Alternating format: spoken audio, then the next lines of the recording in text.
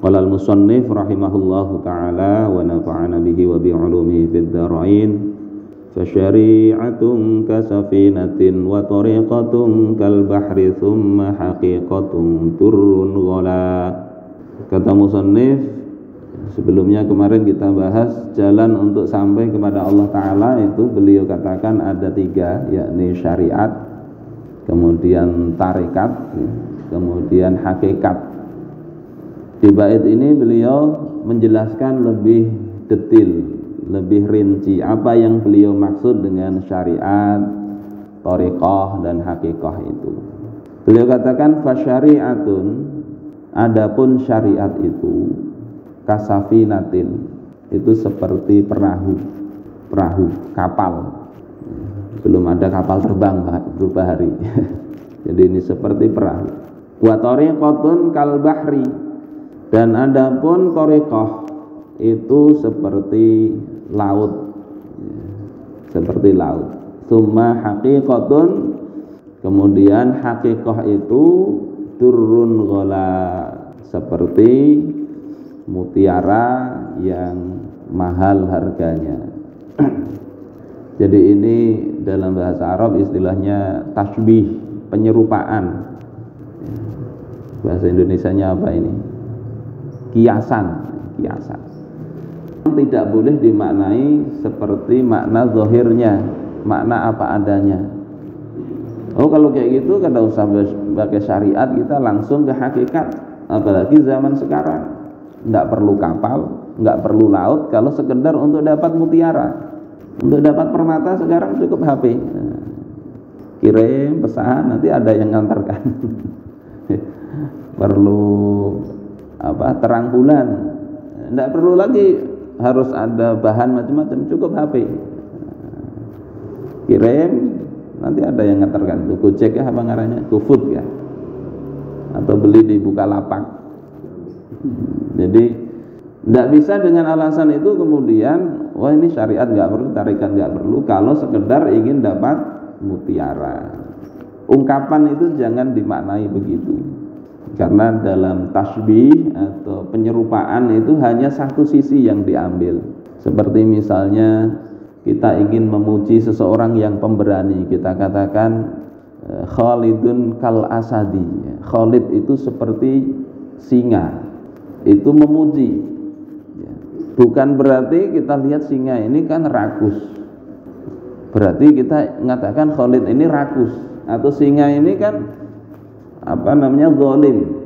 Ada binatang lain misalnya berburu dapat makanan, kemudian sudah dapat makanan nih, binatang buruannya dapat, yang nangkap misalnya taruhlah serigala, kemudian datang singa, serigalanya minggir itu, dimakannya oleh singa, berarti singa ini zalim, mengambil hak orang lain. Kalau mengatakan Khalid seperti singa atau singa Allah, itu berarti menuduh zalim. Tidak begitu. Jadi tidak bisa dipahami begitu, karena namanya tasbih atau penyerupaan itu ada wajhus syabah, sisi yang mau diambil keserupaannya, yakni dalam hal ini singa yang paling menonjol adalah sifat beraninya dan kuatnya itu. Begitu juga di sini syariat seperti kapal itu tidak ingin ya kemudian difikirkan yang sisi macam-macamnya, tapi sisi bahwasanya untuk mengambil mutiara itu perlu kapal. Perlu kapal, karena bahari tidak bisa ada speedboat atau ada itu yang lagi rame itu, si Ria Ricis itu pakai jet itu yang kayak sepeda motor, belum ada itu jet ski ya. Jadi kapal mesti lewat kapal, kemudian mesti ada laut ya, itu thariqah, dan kemudian baru bisa mengambil mutiara yang mahal itu. Nah, untuk menghilangkan kesamaran tentang ungkapan beliau ini, musannif jelaskan di bait berikutnya. Fasyari'atun akhdhum bidinil khaliqi wa qiyamuhu bil amri wan nahain jala. Syariat itu adalah, kata beliau, akhdhun atau melakukan, maknanya syariat itu melakukan, mengambil bidinil khaliq, agama al khaliq, agama Allah Ta'ala, wa qiyamuhu bil amri wan nahyi injala, dan kemudian melaksanakan perintah itu, perintah Allah, dan juga larangannya ditinggalkan, injala, yakni perkara yang terang benderang. Syariat itu begitu, apa agama Allah yang nyata, yang zahir, yang jelas, itu dilaksanakan, itu syariat. Salat, puasa, zakat, haji, apalagi kewajiban-kewajiban yang lain, suami memberi nafkah kepada istrinya, istri taat kepada suami, bertetangga dan sebagainya. Hukum-hukum syariat itu beliau katakan, ya ini syariat, ibarat kapal, kalau mau selamat itu digunakan itu syariat itu, kalau enggak tenggelam. Kemudian apa? Tariqatun akhdhun bi ahwatakal wara' wa azimatan kariyadatin mutabattila. Tariqah itu adalah mengambil bi ahwata, dengan yang paling atau lebih hati-hati. Di tariqah tidak sekedar wajib dilakukan, haram ditinggalkan, lebih hati-hati lagi. Kal wara', seperti sifat wira'i, sifat hati-hati, meninggalkan hal-hal yang syubhat, yang enggak berguna, makruh, itu ditinggalkan. Kemudian wa azimatan, dan azimah. Jadi bukan hanya sekedar hati-hati, tapi juga azimah. Azimah itu mengambil hukum-hukum syariat yang berat. Kariyadatin, seperti riyadah. Riyadah itu latihan. Nah, di sini dijelaskan bahasa Jawanya, tariqah iku nindakake apa-apa kelawan setiti, melakukan perkara-perkara kelawan setiti itu dengan teliti, hati-hati, lan sojo kang kuwah, dan bersengaja melakukan dengan segenap kemampuan. Itu thariqah. Hati-hati, jangan yang halal haram saja yang dilihat, tapi yang kira-kira ini ada yang meragukan, tinggalkan. Tetapi tidak dengan malas, tapi dengan azimah tadi. Betul-betul kita ingin melampaui rintangan itu. Kang aran waro yaiku njaga awak aja nganti tumiba utawa ngelakoni perkara kang isih samar hukumi.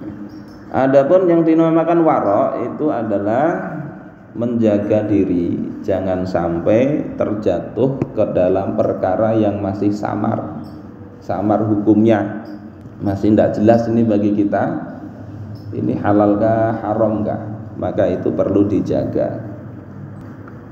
Dan perkara yang samar itu macam-macam. Pertama, samar kita nggak ngerti hukumnya, maka baiknya ditinggalkan dulu sampai kita ngerti hukumnya. Yang kedua, samar bagi orang lain tapi tidak samar bagi kita.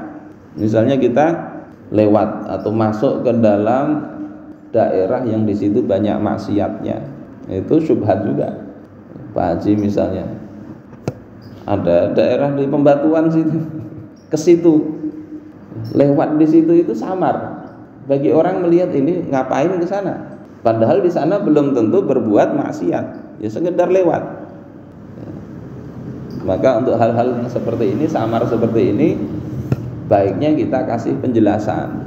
Sebagaimana Rasulullah SAW suatu malam lewat bersama istri beliau Sofiyah, hari gelap, malam, belum ada listrik waktu itu. Ada orang Ansor lewat, kemudian Rasulullah katakan pelan-pelan, ini istriku, dijelaskan begitu. Orang Ansor tadi katakan, tidak mengapa Rasulullah, kami nggak duga macam-macam kok. Tapi Rasulullah katakan setan itu berjalan pada jalan darah. Setan itu begitu. Nanti waktu lewat mungkin tidak apa-apa, tapi setelah sampai rumah mungkin baru bertanya-tanya, Nabi tadi dengan siapa ya? Dengan babi lian. Bisa muncul begitu. Makanya Nabi sejak awal kalau syubhatnya begitu, samarnya begitu dijelasin. Kemudian wa haqiqatun li wusuluhu lil maqsidi wa musyahadun nurut tajalli bin jala. Hakikat itu adalah untuk sampai kepada yang dimaksud dan melihat cahaya tajalli dari Allah Ta'ala dengan jelas. Hakikat itu yakni amal tadi ya, syariat maupun thariqah, melakukan semua ini kita itu ingin apa? Kalau di sini dikatakan ya ingin sebetulnya musyahadah, ingin kita ini melihat cahaya dari Allah Subhanahu wa Ta'ala, bukan cahaya seperti itu, tapi ingin ma'rifat kepada Allah Ta'ala. Sehingga seperti kata Malik bin Dinar, ini adalah nikmat yang paling besar. Kata beliau, orang ahli dunia telah meninggalkan dunia sebelum mengenal, merasakan apa yang paling nikmat dari dunia itu. Kemudian ditanya oleh orang yang hadir tadi, apa yang paling nikmat itu wahai Malik bin Dinar? Kata beliau, ma'rifat kepada Allah, merasakan ibadah itu nyaman. Nah, kita itu menuju ke sana, inginnya kan begitu. Kayak apa? Supaya sholat, zikir, puasa, menjalani apa yang Allah perintahkan, bersikap dengan benar. Saat mungkin banyak orang-orang yang melecehkan agama kita, kita bisa tetap berpegang dengan senang kepada agama ini. Tujuan dari kita melakukan syariat, thariqah tadi itu kan untuk itu, agar kita senang, bahagia dengan taat kepada Allah Ta'ala. Sebagaimana kata doanya Syaiban kepada Dzunun al-Misri, anasakallahu biqurbihi, anasakallahu biqurbihi. Jadi Dzunun al-Misri ketemu Syaiban, Syaiban itu ibadah terus, minta didoakan setelah mau pulang itu, didoakan, anasakallahu biqurbihi, semoga Allah membuat engkau ini gembira, ya, mendapatkan keramahan Allah, mendapatkan kesenangan itu dengan dekat kepada Allah. Jadi yang menyenangkan itu adalah kalau dekat dengan Allah. Itu terbuka pintu ma'rifat itu di situ. Kenal bahwasanya dengan ketaatan inilah dia merasa bahagia, merasa nyaman karena melihat balasan Allah yang akan diberikan dengan ketaatan itu. Jadi nuntut ilmu ya bagus, tapi untuk apa? Untuk diamalkan. Mengamalkan itu bagus. Apakah sekedar mengamalkan? Kan enggak juga. Sudah nuntut ilmu, mikirnya diamalkan, diamalkan untuk disebarkan juga kan, dakwah. Apakah sampai situ saja? Tidak. Mestinya kan sampai bagaimana Allah itu ridho kepada kita. Allah senang. Allah senang sehingga kita hidup kita ini juga mendapatkan kesenangan dari situ. Sebagaimana kita mencintai seseorang, kita itu akan senang ketika Allah itu senang kepada kita, ketika orang itu senang kepada kita. Anak, kita punya anak ya, duit lagi pas-pasan misalnya. Ketika kita melihat anak kita gembira, walaupun duit kita keluarkan, coba rasakan itu, senangnya kita di situ, senangnya kita di situ. Itu kalau pernah merasakan terasa itu, dijelasin ngalih. Ya. Tapi tujuan tadi beramal, mestinya ke sana. Kayak apa Allah itu senang? Kalau Allah senang, insya Allah urusan jadi mudah. Tapi kalau perbuatan kita membuat Allah tidak ridha, walaupun bagus yang kita lakukan itu, dalam pandangan manusia hati-hati. Pernah saya sampaikan satu riwayat ya, ada orang yang suka sekali amar ma'ruf nahi munkar, sholih, tapi suatu ketika Anda mengucapkan satu perkataan yang bikin Allah tidak ridha, yakni apa? Ada orang yang ahli maksiat dinasihati oleh dia, tetap aja maksiat, dinasihati lagi, maksiat lagi, tidak ampe-ampe. Akhirnya dia bersumpah, demi Allah, Allah nggak akan mengampuni engkau. Saking jengkelnya ini, demi Allah, Allah tidak akan mengampuni engkau. Akhirnya waktu meninggal itu di Nabi dapat wahyu di hadis itu diceritakan, dipanggil oleh Allah pada hari kiamat. Siapa? Mana orang yang dulu mengatakan bahwasanya aku tidak mengampuni si fulan. Sekarang si fulan ku ampuni dan amal engkau sia-sia. Ini satu perkataan yang bikin Allah tidak ridha. Makanya hati-hati ya, perlu kita jaga amal kita, termasuk lidah kita itu. Man rama durran lisafinati yarkabu wa yaghusu bahran thumma durran hasala. Siapa yang menginginkan permata, mestinya dia itu menaiki safinah, menaiki kapal. Kemudian wa yaghusu bahran, dia menyelam ke laut.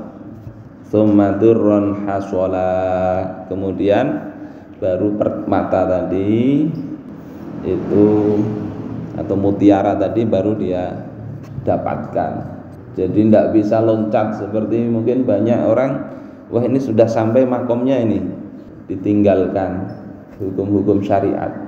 Maksudnya bukan begitu ya. Walaupun kalau mau menyelam kan berarti meninggalkan syariat meninggalkan kapal. Nah ini sudah di awal tadi, makanya saya jelaskan namanya tasbih, penyerupaan itu tidak begitu. Bukan berarti kalau nyelam berarti harus meninggalkan syariat, tidak usah sholat lagi, syariat ditinggalkan, masuk ke laut, masuk ke thariqat, kemudian masuk ngambil mutiara. Tidak begitu maksudnya. Maksud kitab ini tidak menyuruh begitu. Ada di Jawa itu yang sampai menyuruh anak buahnya supaya tidak sholat lagi. Tersalah ini, memahami hakikat tersalah. Ketiga-tiganya mutlak dipakai. Pertama, syariat itu sebagai ukuran, nggak boleh ditinggal. Ada Abu Yazid Al-Bustami. Abu Yazid Al-Bustami ini seorang sufi. Dia suatu ketika ingin mengunjungi seorang alim yang dikenal sebagai orang yang waliullah. Sudah sampai, kemudian beliau datang menunggu di masjid. Setelah itu beliau lihat orang ini meludah ke arah kiblat, itu, atau dalam riwayat yang lain ini ke dinding masjid. Setelah itu beliau tidak jadi menemui orang itu, padahal jauh-jauh datang. Waliullah melihat kayak gitu kada jadi, ditanya kenapa tidak jadi. Nggak mungkin itu waliullah begitu. Waliullah itu orang yang tadi syariat pasti dikerjakan, thariqah yang lebih hati-hati tadi dikerjakan juga. Kalau ini tadi ku lihat tidak punya adab dia, maka tidak mungkin itu waliullah. Jadi beliau pulang. Orang kada sholat mengatakan sholat sudah tamat, tidak mungkin itu orang betul. Walaupun ngaji kitab yang sama dengan alasan ini kan sedang menyelam, harus meninggalkan kapal, tidak begitu. Salah paham. Jadi kata Imam Zarruq ya, ini ada kitab Qaidatus Sufiyah, bagus juga dibaca ini. Pada kaidah ke-26 beliau katakan sahha ingkarul faqih ala sufi. Dibenarkan atau sahih kalau orang ahli fikih mengingkari ahli tasawuf, itu betul. Jadi boleh orang yang ngerti syariat itu mengingkari orang yang ngerti tasawuf. Karena apa? Tasawuf itu khusus sifatnya, sementara fikih syariat itu umum, berlaku untuk semua, termasuk orang yang mengaku ahli tasawuf pun dia mesti terikat dengan hukum syariat. Sehingga kata beliau di antara kaidahnya, ini kaidah ke-26, boleh ya, sahih kalau ahli fikih itu mengingkari ahli tasawuf. Walam yasih ingkaru sufi alal faqih. Tapi tidak betul kalau orang sufi itu mengingkari ahli fikih. Orang bicara tasawuf akhirnya mengingkari hukum-hukum yang nyata, hukum-hukum syariat. Tidak sahih. Ini kaidahnya begitu. Jadi orang belajar apapun mesti akan selamat kalau belajar kaidahnya. orang belajar tasawuf itu ada kitab Qaidatut Tasawuf, kaidah tasawuf. Salah satu kaidahnya ya tadi bicara syariat, hakikat, bicara fikih, tasawuf. Kalau fikih itu bisa mengingkari tasawuf, mengingkari sufi. Sufi tidak boleh mengingkari fikih, ahli fikih. Sehingga dalam bab apa namanya, seperti ada kisah-kisah orang yang mengaku Tuhan maka itu secara hukum syariat memang dihukumi ya keluar, sehingga ada beberapa kasus itu yang dihukum oleh ahli syariat, termasuk di sini ada kisahnya kan oleh Syekh Muhammad Arsyad. Kaidahnya memang sudah betul seperti itu. Jadi jangan sampai kita itu begitu. Ini kalau betul-betul sufi pun bisa diingkari oleh ahli fikih, apalagi sekedar orang-orang nyufi. Ini apa namanya, perilaku nggak karu-karuan, ngaku-ngaku, yang ujungnya pernah terjadi yaitu pencabulan, ujung-ujungnya begitulah, penipuan, memakai dalih-dalih tasawuf, kadang wali dan sebagainya. Fakadza tariqatu wal haqiqatu ya akhi min ghairi fi'li syari'atin la tahsula. Demikianlah tarekat dan hakikat wahai saudaraku, min ghairi fi'li syari'atin, tanpa melaksanakan syariat, la tahsula, tidak akan berhasil keduanya itu. Jadi kita ini,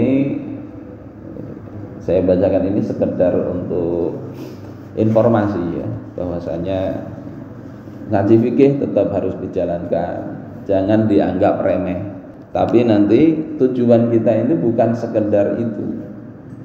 Kita kaji itu makanya ditingkatkan, dipahami, dijalankan, kemudian kita tata hati kita nanti di sini bagaimana agar apa yang kita lakukan itu terasa nikmat, Allah ridha terhadap kita, dan kita bisa Allah bukakan ketika melakukan sesuatu itu, terbuka makrifat kita kepada Allah Subhanahu wa taala.